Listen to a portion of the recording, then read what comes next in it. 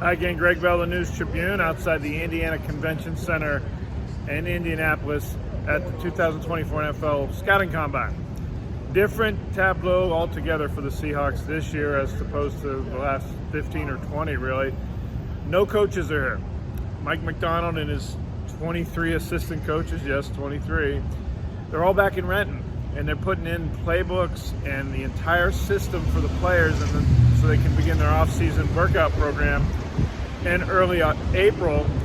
So that leaves John Schneider, his personnel and scouting staff, and the Seahawks medical staff here at the Combine, scouting the collegians that are about to enter pro football. Today, the topic of discussion before the players started their interviews and workouts later in the week. Today's the topic of discussion from John Schneider, Seahawks GM, is about Geno Smith and Jamal Adams. Most of all, Geno Smith. Their speculation continues that Smith may be on the trading block, or someone the Seahawks don't have planned to be their starting quarterback this coming year. Schneider didn't do anything today to dispel that. Matter of fact, he just fueled more speculation when he was asked, is he the Seahawks starter as stands right now for 2024? Schneider said he's the starter until he isn't. We're all kind of what we are until we aren't, aren't we? So that's going to only lead to more speculation. The next contract situation, the next contract milestone for Smith was supposed to be here in 2 weeks in mid-March. The Seahawks took that away last week by paying him a $9.6 million roster bonus, but splitting half of that into a signing bonus for salary cap reasons. That saved the Seahawks $4.8 million on the salary cap. Schneider today said off the podium that he and the Seahawks were planning for the cap to be about $248 million, and it ended up being $255. So about $6 million more than the Seahawks had budgeted it would be.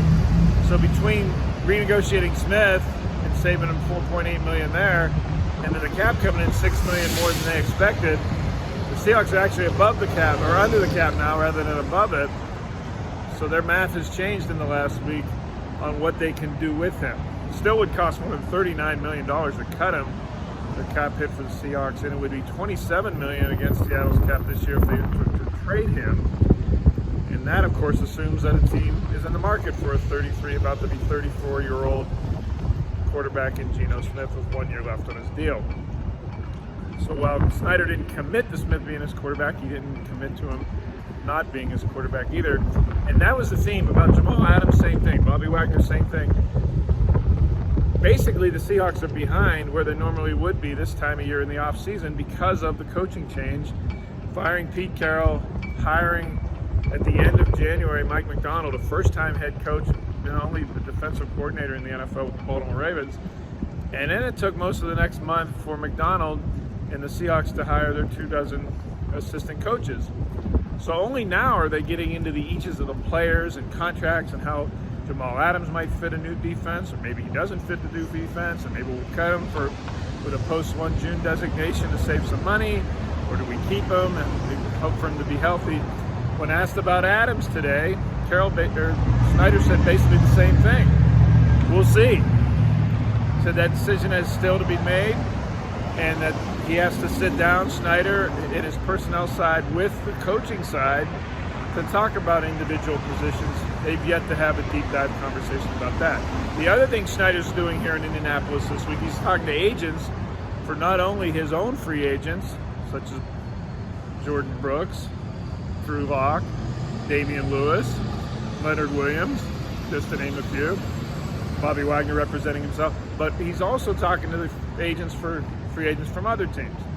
And he wants to get a gauge for how much it's going to cost him to either acquire replacements if they don't re-sign Leonard Williams, say, and also how much Williams would be asking. As close as Williams is now getting to the open market, this will be his first time in free agency. It sure seems like he is going to be leaving, or at least taking other offers from other teams if the Seahawks do try to make a push for him. So really, everything's on hold. And we know everyone wants finality and clarity, and Geno Smith's our quarterback, and we're cutting or we're keeping Jamal Adams. That's really not where the Seahawks are right now. This will become more clear here in the next couple weeks as free agency begins. They have to spend money, cap allotments start coming in, and then it'll take some shape. But as of right now, here in late February, it's still we'll see. That's the name of today's words from Seahawks General Manager John Schneider. All my coverage is at thenewstribune.com, as always, and on Twitter at GBellSeattle. Thanks again for watching. Take care.